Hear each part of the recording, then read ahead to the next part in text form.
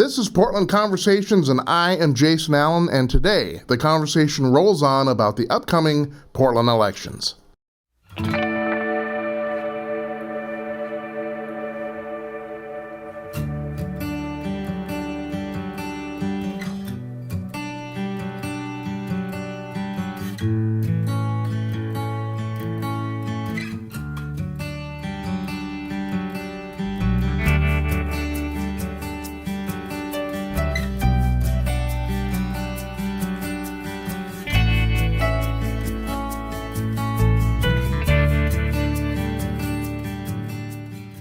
And we are here today with Portland City Commissioner Position 2 candidate, Tera Hurst. Tera, how you doing?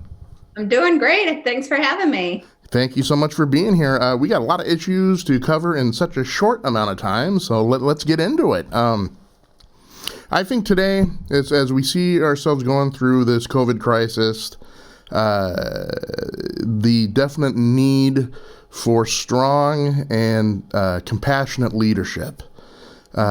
Tell us a little bit about how the Portland City Commissioners, how they can help not only lead, but sort of comfort and smooth the public as we really move through this this unique time in history. That's a great question. Leadership matters always, but especially now and especially in times of crisis. We've seen that throughout history. And ensuring that you can come to leadership with empathy and understanding and recognizing that we're all experiencing this differently, but we're all experiencing it. And some of us are experiencing it in much more heightened fashion, and others of us are being able to kind of deal with the bumps, but still have paychecks and housing and all of those components. And I think that's really important as we move forward to keep remembering that and to keep being kind and patient and thoughtful with folks. And coming into City Hall and being in government and leadership is even more important to do that, so that folks feel like not only do they have somebody who's in there representing them, but they have somebody who actually understands what it's like to struggle and get through the other end. What a city commissioner can do as well is you need somebody who's actually has the experience and understanding of what City Hall does and doesn't do, and what it can and can't do, right? And I think we push all of those components, and we're going to have to as we respond to the biggest crisis that my generation, I would say, has faced before. And so I think that it's really critical to understanding how City Hall works, what the different bureaus do, what they have capacity for. And at first, really understanding and making sure that our employees, because we are a huge employer, feel safe, understand what's next, and have kind of a continuity of care and a continuity of understanding what is going to happen and are their jobs safe. That's really important because they're going to be our first responders in most of the issues and most of taking care of and tackling the biggest issues that the city's facing. And if they're not feeling secure and confident in their own leadership and their leadership's leadership, then everything starts crumbling from there, right? And so it's really important. And I've done this in multiple spaces in different positions, not through this kind of a crisis, but through big thorny issues. And it really is about keeping your humanity, keeping your eye on what's next, doing the next right thing and the thing that's right in front of you. And sometimes, especially in City Hall, it's about the next 3 or 4 crises in front of you, and making sure that you're able to go at it with a steady hand. And really understanding all the different aspects, and also recognizing that there are times that we're going to make mistakes, and if we make them quickly, fix it and move on, because that's also important. I've seen a lot of times where people get almost analysis paralysis and aren't able to make the decisions that are necessary because they're too worried about making the wrong decision. And some of that can come in terms of, we put out a fund for small businesses, and we may only just do a little bit, at a time, or we only open it up for a few, and recognizing, okay, we needed to do a lot more at a time. I would say on a more macro level, it's probably the unemployment benefits that we're seeing, with so many people waiting online and on hold for days at an end just to see if they're going to be able to pay their bills. And then the other time is spent waiting and talking to their credit card companies and their utilities and their housing to let them know that they're not going to be able to pay it because they haven't gotten their unemployment benefits. That is not a way to help create a safe and secure society, right? That is a way to just be living in trauma and stress at all times. And we know that that's not good for folks. Talk to me about how the recovery can be more equitable towards really the people who are going to need it most, right? Not the top 1%, or, the businesses who have that padding anyway that may not need the sort of intensive support that just the average Jack and Jill household, family of four are going to need during this time. Talk a little bit about that.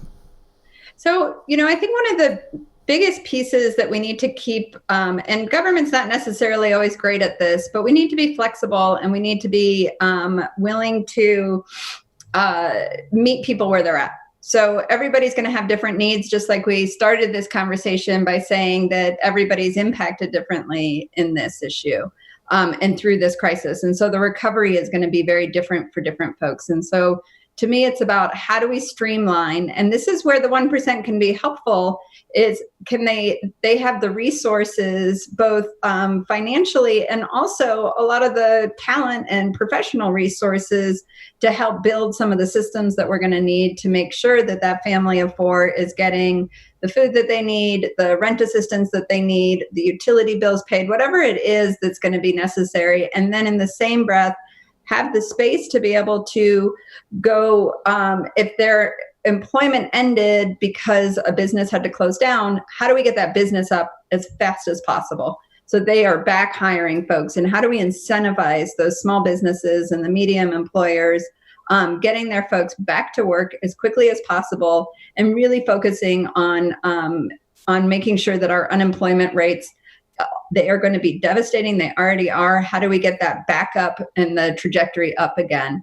And then, the other piece that we're seeing that is not surprising for most of us, but is just as tragic, is that this is affecting and impacting our communities of color and our immigrant communities so much harder than it is for my family. And that's, that is institutional racism. Those are systemic racism that is built into this. And how do it seems like our safety nets and kind of the veils are starting to be lifted because of all of this. The safety nets we're seeing just have these massive holes that a lot of us have seen for decades. But now the rest of the country is seeing it, and they're starting to see it from their neighbors or, folks that they knew that they were close to. And, we're going to absolutely have to address a lot of those inequities in those frontline communities that are hurting in a way that a lot of us just don't even understand, and work with them because they're the ones that know what they need in order to get back up and running, whether that's, opening up their business again, whether that's keeping them housed. That's who I think that our city really needs to make sure that we are wrapping our arms around and really making sure that we're getting their needs met, and being flexible and understanding that that need is going to be different than, another family's need. And they're not just, it's not just a financially crippling, but it's also folks are dying at higher rates. So that means that they either know someone or it's a family member that has passed because of this disease. And all of those kind of compound on top of each other. The other community that we need to be really keeping an eye on is a community that I represent in terms of the recovery community. I've been clean and sober for 23 years. And a lot of what we do and how we stay sober is through community. And there's a lot of folks who have gotten clean maybe right before this hit, or folks who are noticing that they really need to and they want to right now. And, our suicide rates, our mental health, all of the things that are generally silent are really coming out more and exacerbated by this. So I think that, there are things that the federal government that we know they won't do, but they need to be doing to help us in those spaces. So that's healthcare, that's access to mental health care, that's access to addiction treatment. And, Oregon is at the bottom of access to treatment, and we are one of the top rates of addiction in the country. So that's a place that we're going to need to also start. But we also, I was proud of the legislature, and it was because of the hard work of groups like CAUSA and the Farm Workers Union, PCUN, and APANO, and a lot of really, incredible community organizations who fought hard with the legislature, and the legislature passed in this last emergency budget was money to go to our worker relief fund, because if you don't have documentation, even though if you're paying taxes, you're not getting any of the relief checks or the stimulus checks. And you can only imagine if all your money was just completely turned off. So there's so many inequities that are now glaring even more that we're going to absolutely have to address it in a way by not top down, but community to community. What do you need, and how do we make that happen as quick as possible? And working with our philanthropy community and our business community and our corporate community to get those resources to them. This is an all hands on deck. Nobody gets to sit this one out. And I don't think anybody wants to. I mean, the thing about crisis is it brings people together. And that's what we've seen in Portland. That's what we've seen across the globe. Are these really incredible stories of hope and community. And so, we have a lot to be grateful for and proud of, and we have a lot to fix. And we can do that moving through this. But my top priority is making sure that no more of our families fall through the cracks. These aren't cracks. These are gaping holes that we've created as a society. That it's our job incumbent on all of us. Right, yeah. And one of the kind of glaring spotlight now that we've seen through this crisis, especially here in Portland, has to be the affordable housing situation. Because even though financial impact is just so severe, rent still continues, right? I mean, it doesn't stop.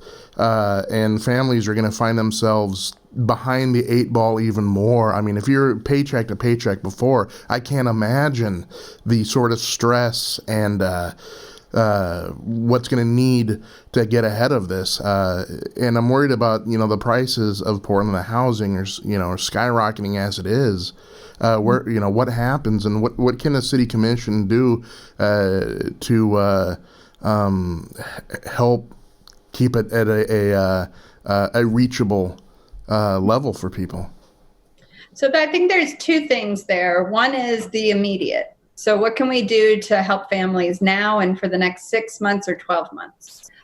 Because I have the same concern. Even if you prolong my rent and push it out for 6 months, if I still have to pay it, I'm not gonna be able to do that, right? I wouldn't be able to add another $800 a month, $500 a month to my family budget and not have to cut something else that's just as critical.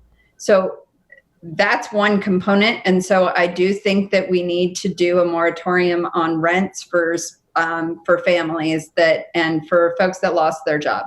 And I would need to look at the data and all of the information of how do we do that in the most responsible and responsive way possible. But that also leaves a lot of families and some of our seniors, if they are the landlords to those renters, what do we do for them where they have to pay their mortgage and are also in the same boat? A lot of folks are on fixed incomes. They may have one property that they're able to rent out at a reasonable rate. We can't, they can't be part of the devastation of this either. So I think that we also need to be working with our lenders and financial institutions to make sure that there are some stopgaps there. There's plenty of bailouts happening. We should be bailing out our people. We saw what happens when you bail out Wall Street first. And we're seeing a little bits of it, with airlines laying off their workers, but getting these billions of dollars in bailouts. And that's just unacceptable. So there's the immediate crisis of how do we keep people in their homes? And that should be our focus, is if you have a roof over your head, it's our job to make sure that we are keeping that roof over your head. So city commissioners, if you're in charge of the housing bureau, can do a lot of the work through the housing bureau and work with them. It's also about just legislating and making sure, I don't want to see evictions in the winter months. What are some thoughtful ways that other cities are grappling with this? We're not the only ones grappling with this.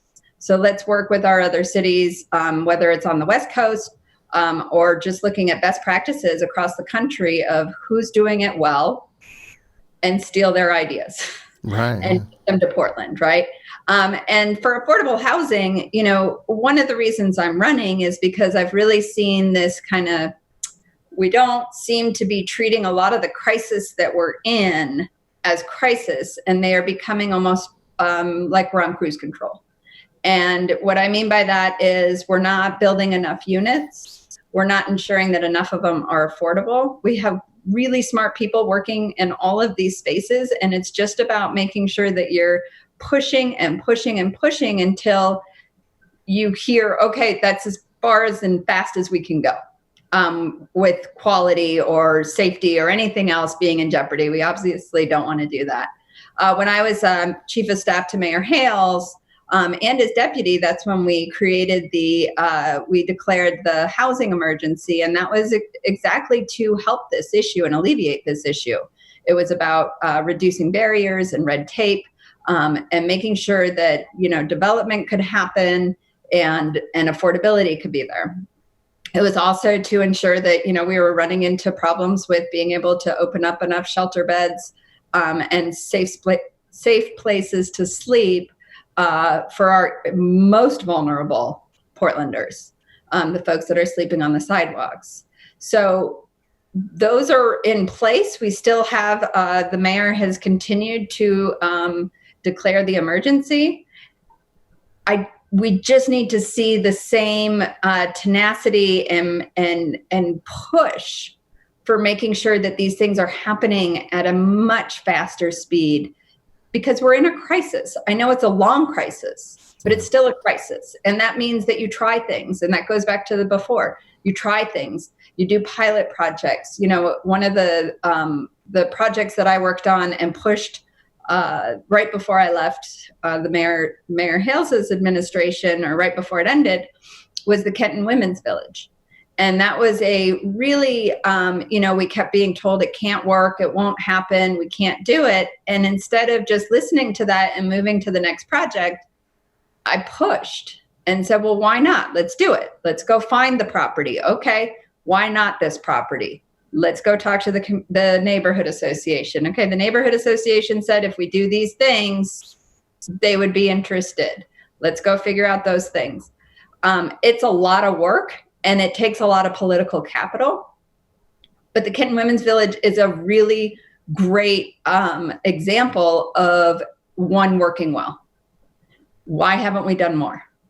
Why is that the only one up?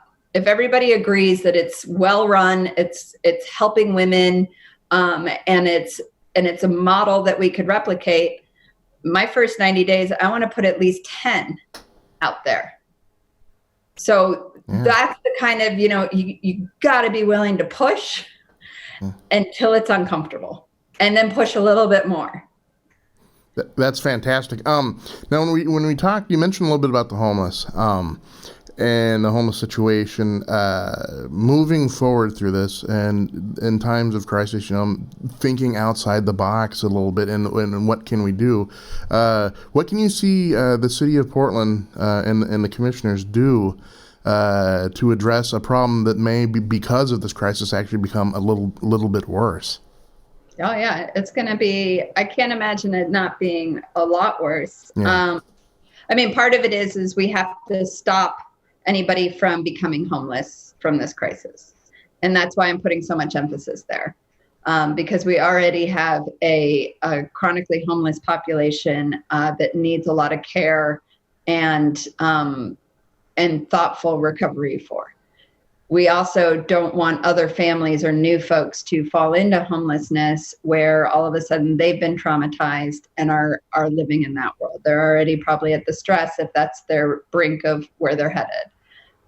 So the city commissioners, along with the county and the state, when we get money from the federal government, when that comes through, the city has reserves. Those reserves should be going towards that. And then the state, when we get the stimulus package from the state, we need to be addressing to make sure that we are keeping folks from going into homelessness. For our folks that are already homeless, when this started, I went to Street Roots and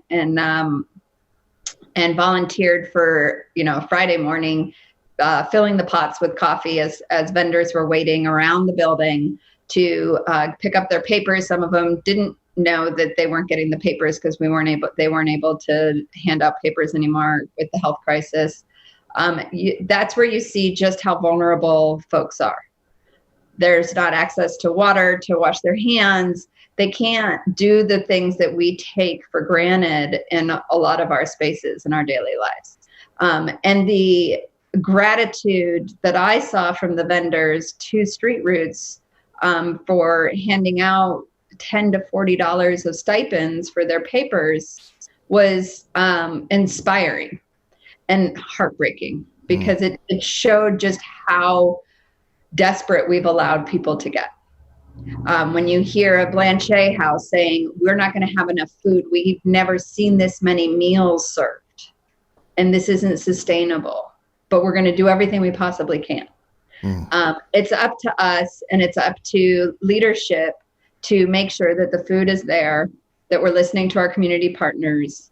And when it comes to homelessness, one of the things that it's not the only reason contributing to homelessness by any stretch, but it is a component, which is our access to addiction and mental health services are lacking severely in this city. And one of the reasons I'm running is because I went through it personally with my family when I was trying to get somebody I care deeply about into a sober house after they finished treatment.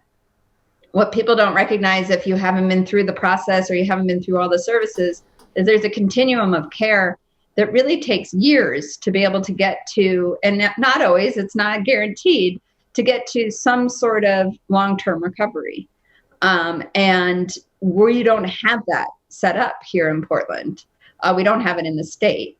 So there are things that we need to be doing if we are expecting folks to get what they need in order to thrive. It's our job, in my mind, to ensure that we have those systems available. If the systems are there and they still don't want the help, that's okay. But we need the systems there. So it's like sending a kid to school, but without any books or educators, you can't just expect them to learn, right? We need to provide the tools, and then they do what they do. Some are catching on faster than others, or want to be engaged in it. So for addressing this problem, it's going to be more than the city. It's going to be bigger. It's bigger than the county, and it's bigger than the state. This is a federal issue. All of our cities are plagued with this devastation. But I think, one of the things that we cannot lose sight of, and I think that Portland's started to come there, or has gotten there, when you see that businesses are now really supporting the houseless measure that's on the ballot. Which I support, because it does create those, it funds those services that we so desperately need. It's why I want to be at the table of the funding discussions, because I've actually been through those services. I know how critical they are, and I know when we don't have them, how devastating it is. It broke up my family, and it's broken up many families, and I've had friends die from not having it. So when you have that impact, that's not just words. Those are people that I love. And that's really important. And we can't lose sight of the humanity of our houseless population. This isn't just an issue. These are one person at a time who something happened or a chain of events happened that has them sleeping on a sidewalk. That's not okay. And that's on all of us to lift up and figure out, we need more permanent supportive housing, and we need voters to support politicians who are willing to spend the money on it and to do the long-term solutions and not just quick fixes. It's an all of the above situation, and all of us are on the hook, but we need leaders who are willing to take the risks and move forward on the solutions. And hopefully our city and and the residents will see some results and understand that this is a really complicated issue. And personally, if we don't have some sort of healthcare for all, I don't know how we, really get ourselves completely out of this. Portland has always been a very progressive city as it pertains to climate change and green technology. And as we find ourselves in our unique position now, how can Portland continue its progressive approach towards climate change and green technology? It's a great question. So Portland is known to be a green city, but we've fallen pretty far behind in multiple spaces. We won national global climate action. We won a global award for our climate action plan. I was proud to be part of the administration that wrote that and put it together in the Hales administration. And the reality is that while we're doing some things good, we have a long ways to go. And that's another issue that is not getting addressed with the urgency of now, as it should. And we've skated away. We've kind of cruised on our reputation, but we are letting so many other cities pass us. And I think one of the things that we need to be doing when it comes to our recovery is really looking towards how do we become an economy that is not reliant on fossil fuels, and how do we start making our decisions based on the actual cost of pollution and not just the cost of doing nothing? Because we don't have that tabulated into our budgets of like, well, what would it cost if we just kept using the same amount of fossil fuels? How does that work? And that's not for your everyday Portlander to have to necessarily take on. This is a systems change. This is how do we transition to a clean energy economy? And if Portland can be at the front of that, that's where we get our economy back up and running, right? Portlanders have we have the tech expertise, we have the innovation, we have the creativity, we have everything it takes. We have wind, we have solar, we have all the things and Daimler's bringing electric trucks, the manufacturing to Portland next year, and it's going to be the first Freightliners. So we have all of the components for building an economy of scale, transitioning us to a clean energy economy. We have to be, again, it goes back to political will. We have to be willing to make the tough choices, and we have to just make that decision. Are we headed that way? Do we trust that if we are the early adopters, we can build an economy and be the ones actually coming out with the things to sell on the marketplace? Or do we want to lag behind and be the folks that are just buying from other cities and states? And I don't want to be that. I think Portland should absolutely be up front. So it's political will. I've been running the largest statewide climate campaign for the last 3.5 years. Industry is a formidable force to be reckoned with, and the amount of fossil fuel rebate giveaways that has already happened along the way for this during this crisis. If we even did took a little bit of that money and put it towards our clean energy economy, we'd be in a lot better shape. So Portland has a lot to do. The good news is we were able to pass an executive order which has the most broad and sweeping climate protections, and those will help Portland make different choices. And so I think that's the good news. There's hope in this. Excellent. Tera, it has been a great interview. Tell people where they can go to learn more about you. So you can go to my website, teraforpdx.com, TERAFORPDX.com. Tera Hurst, Portland City Commission Position 2, thank you so much for coming on and talking with us. Thanks so much for having me. You got it. Thank you.